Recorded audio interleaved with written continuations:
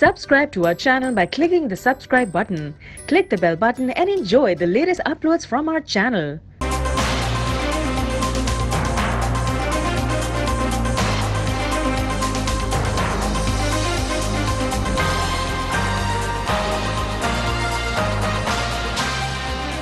Voice of America के Washington studio में खुशामदीद। मैं हूं साकिबुल इस्लाम और मैं हूं सारा जमान। ट्रंप इंतजामिया की अफगान पॉलिसी पर पाकिस्तान में सख्त रद्द-ए-अमल सामने आ रहा है, लेकिन ये पॉलिसी अफगान अवाम के लिए कैसे मुस्तकबिल की तस्वीर पेश करती है, इस पर बात करेंगे आज के शो में। प्रोग्राम में और भी बहुत कुछ शामिल है। शुरू करते हैं व्यू 360।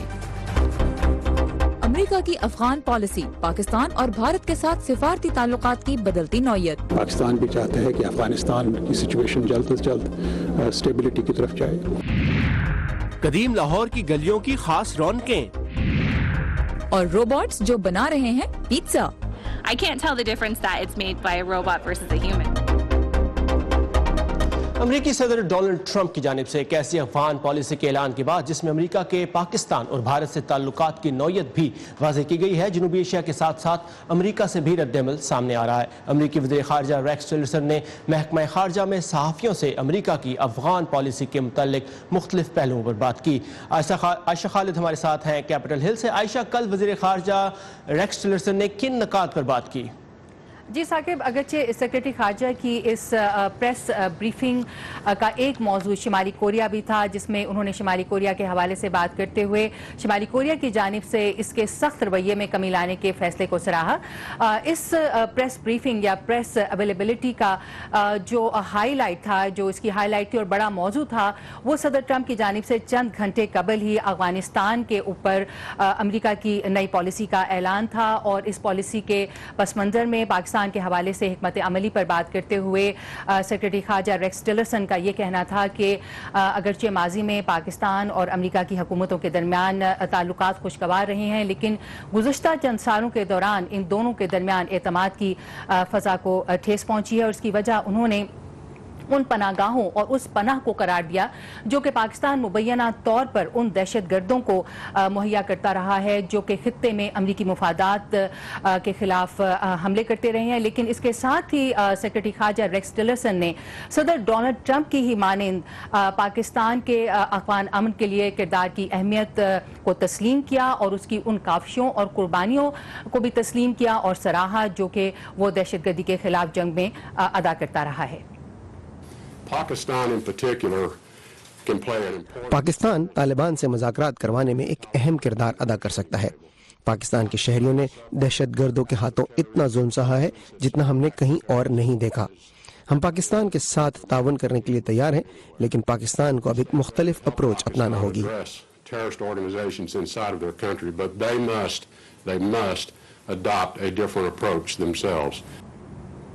दूसरी जानिब सेक्रेटरी खारजा ने यह भी वाज़ेह किया कि अब पाकिस्तान के लिए अमरीकी इमदाद और पाकिस्तान और अमरीका के पाकिस्तान के साथ जो ताल्लुकात हैं वो उस दहशत गर्दों के खिलाफ उसकी अप्रोच पर मुनहसिर होंगे। दूसरी जानिब इस पॉलिसी को सामने रखते हुए दिखाई दे रहा है कि अब अफगान अमन के हवाले से अमरीका पाकिस्तान के मुकाबले में भारत को ज़्यादा अहमियत देगा।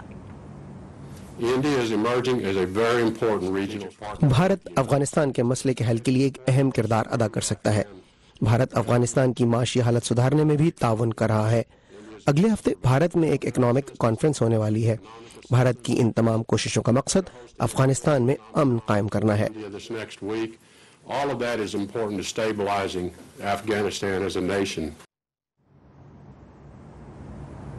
तो ये तो एक तरह से ऑफिशियल रद्द-ए-अमल था। दूसरी जानिब हम देखते हैं कि अमरीकी मेन स्ट्रीम मीडिया जो है उसमें भी मिला जुला रद्द-ए-अमल सामने आ रहा है।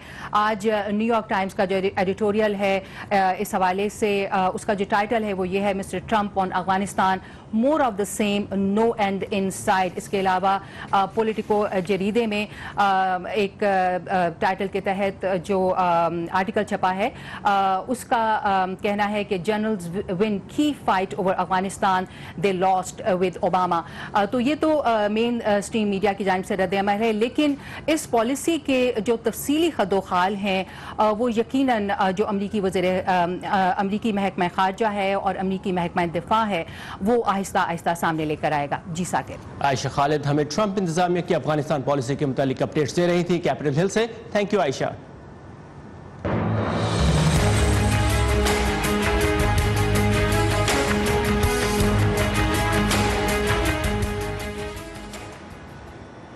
ٹرمپ انتظامیہ کی افغان پالیسی میں دہشت گردی کا خاتمہ اولین ترجیح قرار دیا گیا ہے, لیکن ملک میں امن کے لیے سیاسی اور معاشی استحکام کی اہمیت سے بھی انکار نہیں کیا جا سکتا. تاہم صدر ٹرمپ کا نظریہ یہ ہے کہ افغانستان میں نیشن بلڈنگ امریکہ کی ذمہ داری نہیں, اس کا بوجھ افغان حکومت اب خود اٹھائے.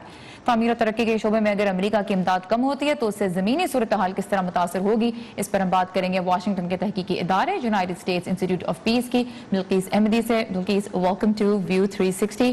پریزیڈنٹ ٹرمپ کی ہم نے اسپیچ سنی اور ایک امریکن ووٹر کے پرسپیکٹو سے دیکھیں تو یہ بات ٹھیک لگتی ہے کہ امریکہ کے بجائے اب افغانستان خود اپنی رسپانسبلٹی اٹھائے. توقع تو ٹھیک ہے, لیکن کتنی ریئلسٹک ہے یہ کہ افغان حکومت واقعی اب نیشن بلڈنگ کی رسپانسبلٹی خود اٹھا سکتی ہے؟ Thank you. Thank you for having me on your show, and greetings to your viewers in Pakistan. The military strategy that President Trump announced the other day is important for the stability of Afghanistan. It also talks about, although he said that we are not in nation building business, but this is not new. President Obama in the previous administration said the same thing.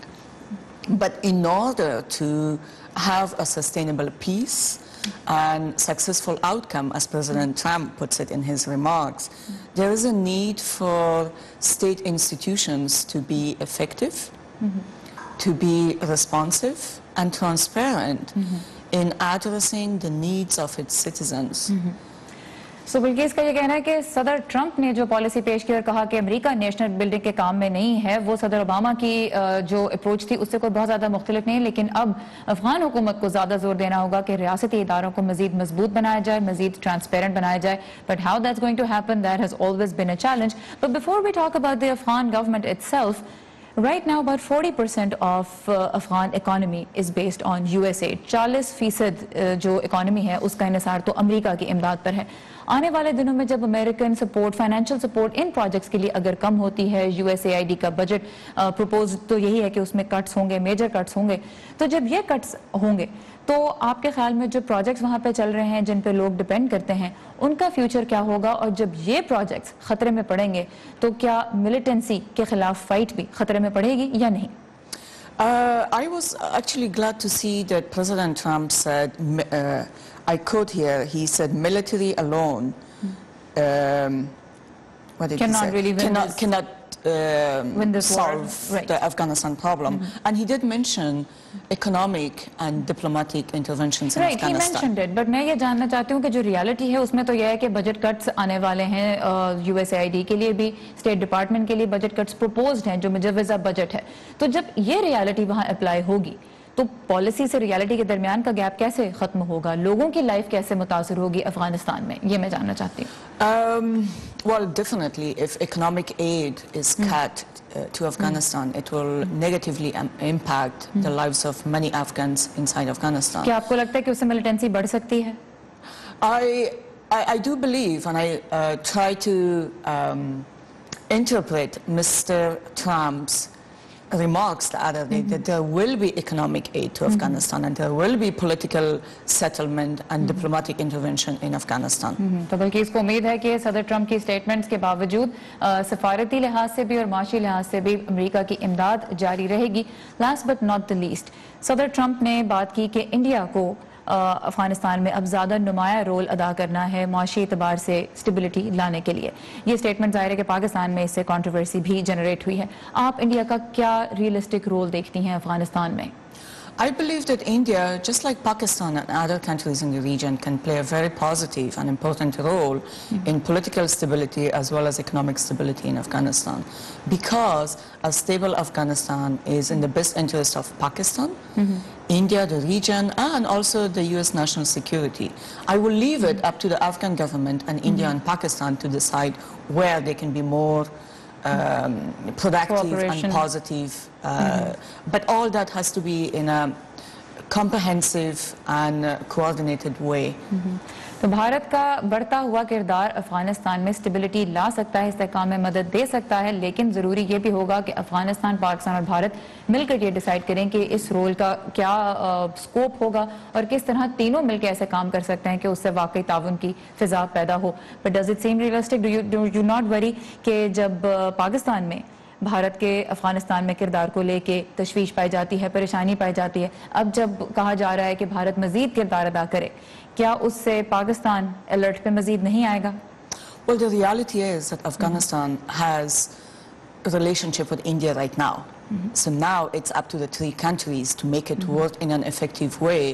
So all three countries and nations think about their own best interests and also the stability of Afghanistan. Just as I said, when Afghanistan is not stable, Pakistan is not going to be stable.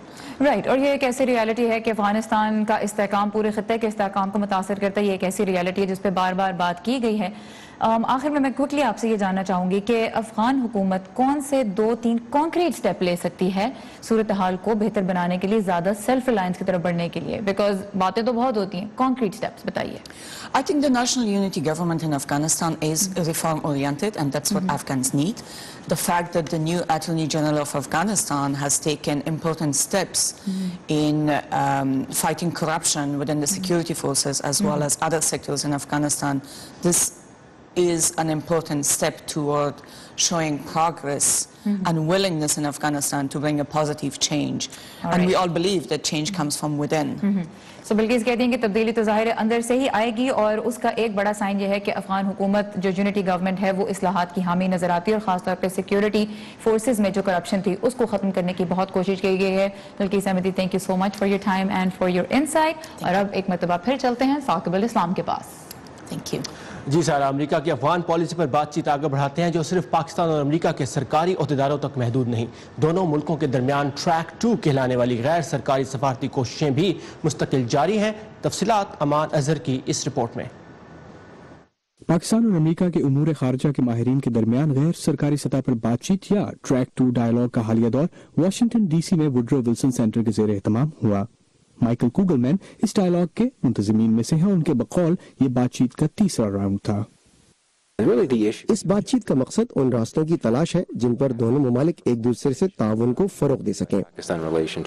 امریکہ کے سابق assistant secretary of state Richard Boucher بھی اس dialogue میں شریک تھے اور کہتے ہیں افغانستان پر سیر حاصل گفتگو ہوئی. یہ بات بھی ہوئی کہ پاکستان کو محض افغانستان کے تناظر میں نہیں دیکھا جا سکتا. امریکہ کے لیے پاکستان کے ساتھ مل کر کام کرنے کی بہت سی وجوہات ہیں، جیسے کہ خطے کے ایک اہم ملک کے طور پر اقتصادی تعاون. امریکہ میں پاکستان کے سابق سفیر جلیل عباس جیلانی کہتے ہیں پاکستان اور امریکہ کے درمیان اتفاق رائے موجود ہے. یہ ہے کہ پاکستان بھی چاہتا ہے کہ خطے میں امن و امان قائم ہو. پاکستان بھی چاہتا ہے کہ افغانستان کی سچویشن جلد از جلد اسٹیبلٹی کی طرف جائے. امریکہ بھی چاہتا ہے کہ افغانستان اسٹیبل ہو. تو پاکستان سے وہ کون سی توقعات ہیں جن پر اس ڈائیلاگ کے دوران بات ہوئی؟ دہشت گردوں کی وہ پناہ گاہیں جن میں حقانی نیٹ ورک اور لشکر طیبہ شامل ہیں، اور یقیناً امریکہ کی جانب سے حقانی نیٹ ورک کے بارے میں بہت سے خدشات ہیں جو جائز بھی ہیں. اپنی سرحدوں کے اندر ریاستی ریٹ قائم کریں، پرتشدد دہشت گردی کا خاتمہ جو پاکستان میں پنپتی رہی ہے اور یقیناً ایسا ہو بھی رہا ہے، اور اپنے ہمسایوں سے اچھے تعلقات قائم کریں جو یقیناً تاریخی اعتبار سے آسان نہیں. اب جبکہ افغانستان کے لیے نئی امریکی پالیسی کا اعلان کر دیا گیا ہے تو دیکھنا یہ ہے کہ کیا سرکاری اور غیر سرکاری سطح پر ہونے والی یہ بات چیت جنوبی ایشیا اور خصوصاً افغانستان میں 16 سال سے جاری جنگ کے خاتمے کا باعث بن سکے گی، یا بات محض لفاظی پر ہی ختم ہوگی. امان اظہر، اردو، VOA، واشنگٹن. پاکستان میں کانگو وائرس کا پھیلاؤ روکنے کے لیے پشاور میں انتظامیہ نے قربانی کے جانوروں کی خریداری میں احتیاط برتنے کی ہدایات جاری کر دی ہیں. اس بارے میں ایک ویڈیو رپورٹ آپ دیکھ سکتے ہیں ہماری ویب سائٹ urduvoa.com پر، جہاں آپ کے لیے دنیا بھر سے تازہ ترین خبریں، فیچرز اور بہت سی منفرد ویڈیوز بھی موجود ہیں. بالکل، اور پیزا بناتے ہوئے روبوٹس اور اندرون لاہور کی گلیوں کی رونقیں بھی شامل ہیں آج کے شو میں. لیکن اس سے پہلے دیکھتے ہیں دنیا کے مختلف حصوں سے ملنے والی کچھ اہم خبروں اور واقعات کی جھلکیاں ورلڈ ویو میں. امریکی بحریہ کے یو ایس پیسیفک فلیٹ کی قیادت کرنے والے امریکی کمانڈر کو ان کے عہدے سے برطرف کر دیا گیا ہے. فیصلے کا اعلان 2 جملوں کے خط میں کیا گیا. اس سال جنوری کے بعد سے امریکی بحریہ کو بحر الکاہل میں 4 بڑے حادثات میں جانی اور مالی نقصان اٹھانا پڑا ہے. وائٹ ہاؤس کے اعلیٰ مشاورت کار جیرڈ کشنر اور چند اعلیٰ امریکی عہدیدار مشرق وسطیٰ کے دورے پر قاہرہ پہنچے ہیں، جہاں اطلاعات کے مطابق مصر کے اعلیٰ سفارتکار نے ان سے ملاقات سے انکار کیا ہے. امریکہ نے حال ہی میں مصر کی فوجی امداد میں کٹوتی کا اعلان کیا تھا.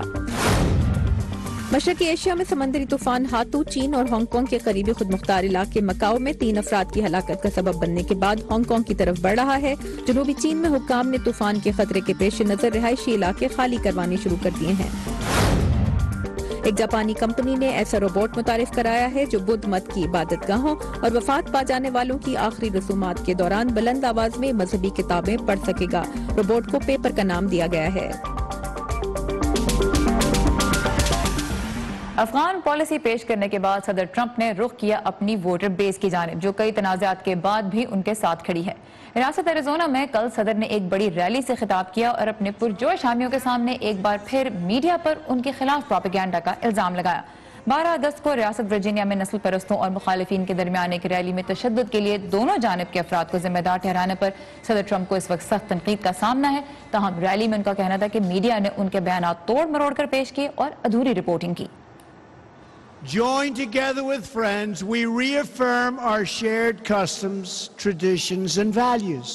Just like they don't want to report that I spoke out forcefully against hatred, bigotry, and violence, and strongly condemned the neo-Nazis, the white supremacists, and the KKK. Rally کے موقع پر صدر نے میکسیکو کے ساتھ دیوار بنانے کا اپنا انتخابی وعدہ ہر قیمت پر پورا کرنے کا اعلان بھی کیا. لیکن ریلی کے مقام کے باہر ہزاروں افراد صدر کے خلاف احتجاج کے لیے بھی موجود تھے اور مظاہرے اس وقت پرتشدد شکل اختیار کر گئے جب پولیس کے مطابق لوگوں نے لڑائی کے دوران پتھراؤ شروع کر دیا. پولیس نے مظاہرین کو قابو کرنے کے لیے آنسو گیس استعمال کی اور بذریعہ ہیلی کاپٹر گشت کرتے ہوئے علاقہ خالی کرانے کی کوشش بھی کی. تشدد کے الزام میں پولیس نے 3 مظاہرین کو گرفتار کیا ہے.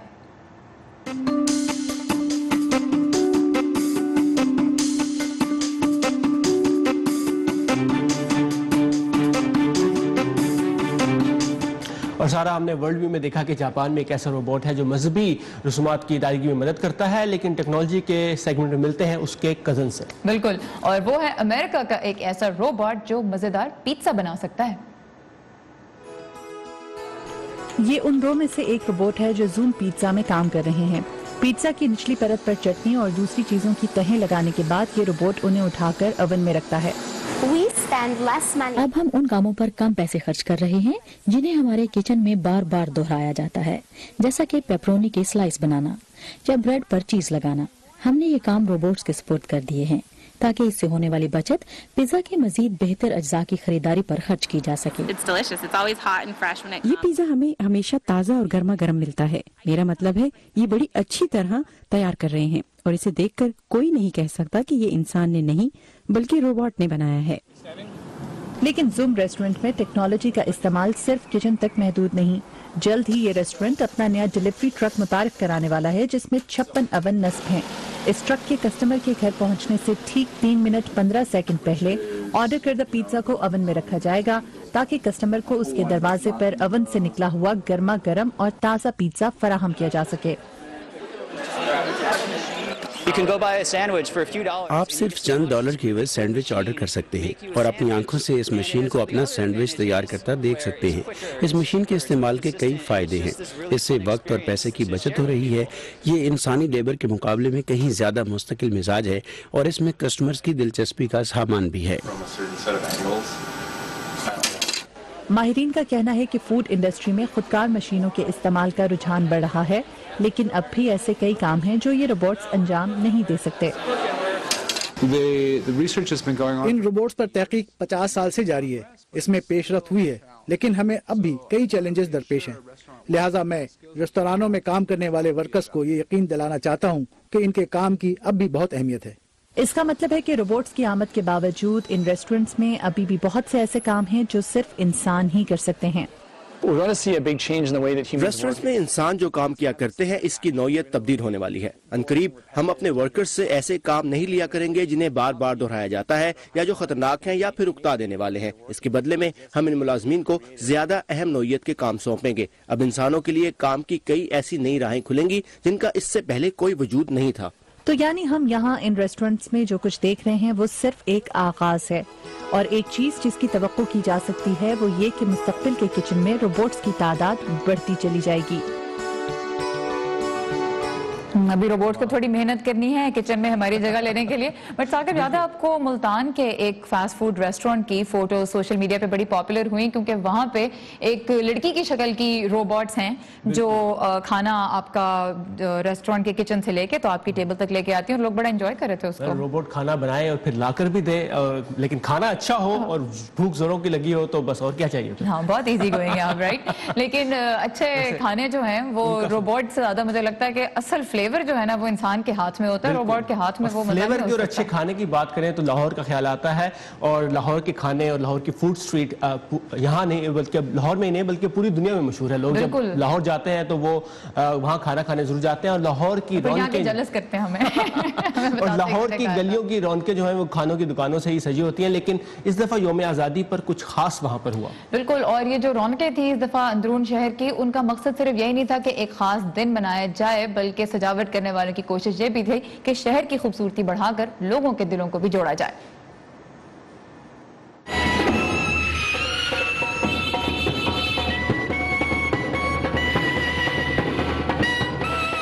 لاہور کا اندرون شہر تاریخ اور روایات کا امین ہے، جہاں اگست کے مہینے کو آزادی کے جشن کے طور پر یہاں ہر گھر میں منایا جاتا ہے. لیکن اس برس لاہور کے دہلی گیٹ سے چٹا دروازہ تک کی قدیم شاہی گزرگاہ بھی سبز اور سفید روشنیوں سے جگمگا رہی ہے. اندرون شہر کے جو فیسٹیوٹی ہے اس میں اضافہ ہوا ہے اور رونق بڑھی ہے، بہت زیادہ خوشی ہوئی ہے. شوز ہوتے ہیں، فیسٹیول ہوتے ہیں، اسی سے لوگ آپس میں گھل ملتے ہیں اور ان کے اندر اتفاق پیدا ہوتا ہے. پاکستان کے 70ویں یوم پیدائش پر اس بار خاص بات یہ بھی ہے کہ لاہور کی والڈ سٹی اتھارٹی بھی پرانے شہر کے باسیوں کی خوشیوں میں شریک ہوئی ہے. اگست کے مہینے میں یہاں کے رہنے والوں کو ایک جگہ مل جل کر 14 اگست منانے کا موقع فراہم کیا ہے.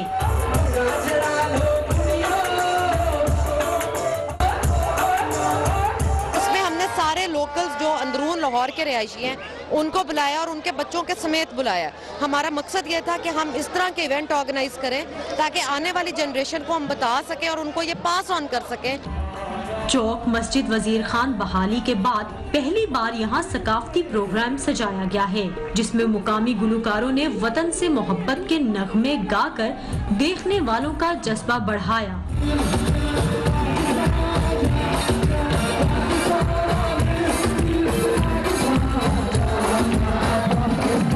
بچوں نے پاکستان کی تصویر پیش کرتے ٹیبلوز پیش کیے.